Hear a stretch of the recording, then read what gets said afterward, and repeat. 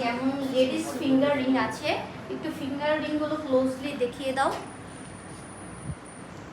অনেক ladies fingering আছে and এখানে সলিটারি ফিঙ্গারিং আছে, জেন্টস ভাইয়াদের জন্য পছন্দের মানুষকে গিফট করতে পারবেন।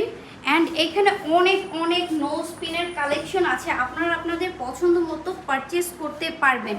আর এছাড়া আমাদের ভিতরে আরো অনেক কালেকশনগুলো আছে আপনার। হ্যাঁ, এছাড়া তাদের ভিতরেও অনেক অনেক কালেকশন আছে, আপনারা ভিজিট করবেন।